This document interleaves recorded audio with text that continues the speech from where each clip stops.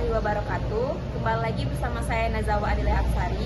Sama di video sebelumnya, di sini saya akan melanjutkan tentang materi K3, yaitu tentang CPR atau RJP.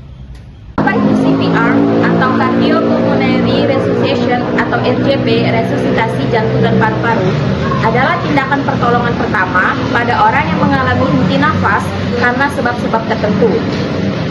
CPR bertujuan untuk membuka jalan nafas yang menyempit atau tertutup sama sekali dengan melakukan beberapa teknik pemijatan atau penekanan pada dada. Adapun kondisi yang memerlukan CPR adalah 1. Tercekik, 2. mengalami atau telah tenggelam, 3. mengalami serangan atau henti jantung, 4. tersedak hingga jalur pernafasan tidak lancar, 5. keracunan narkotika, alkohol, dan zat-zat lainnya, 6. terlalu banyak menghirup asap hingga sesak nafas. Tahap persiapan dalam melakukan CPR. Yang pertama, ketahui terlebih dahulu lokasi korban. Yang kedua, bagaimana kondisi korban. Yang ketiga, tanda vital atau denyut nadi korban. Yang keempat, amankan korban. Yang kelima, hubungi instansi terkait. Adapun tahapan dalam melakukan RJP biasa dikenal sebagai CAB atau Compression, Airways, dan Breathing, atau Doctors ABC, yaitu 1.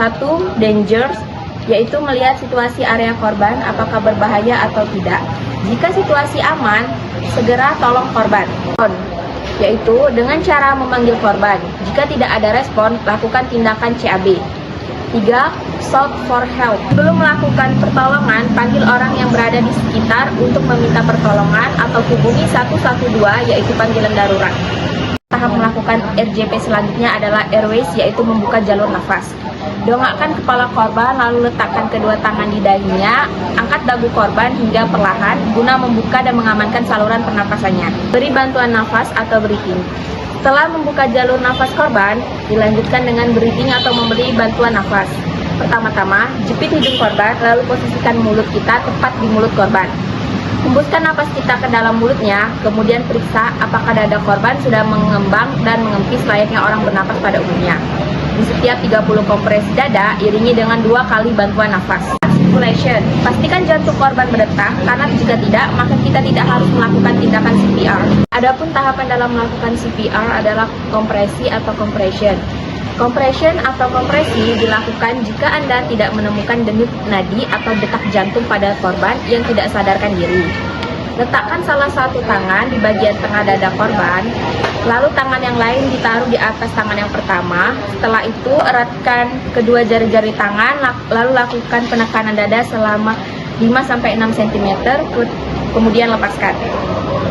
Lakukan sebanyak 30 kali kompresi. Adapun beberapa resiko jika kita terlambat melakukan RJP. Yang pertama, jika kita terlambat 1 menit, kemungkinan hanya bisa menyelamatkan 98% dari 100%. Yang kedua, jika kita terlambat 3 menit, kemungkinan kita hanya bisa menyelamatkan 50% dari 100%. Yang ketiga, jika kita terlambat 10 menit, kemungkinan kita hanya bisa menyelamatkan 1% dari 100%. Baiklah, mungkin ini saja video tentang CPR atau RJP yang dapat saya sampaikan. Saya akhiri, wassalamualaikum warahmatullahi wabarakatuh.